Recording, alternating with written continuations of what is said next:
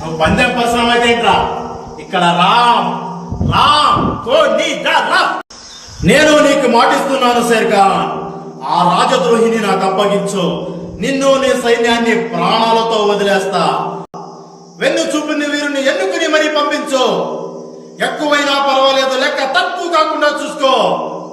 ఒక్కొక్కడిని కాదు శేర్ఖాన్, 100 మందిని ఒకేసారి రమ్మను.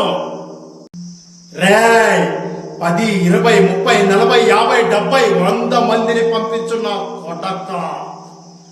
ఇదే రిపీట్ అవుతుంది. నా జోలికి వచ్చిన క్షమిస్తాను, కానీ నా వాళ్ళ జోలికి వస్తే నరికేస్తా.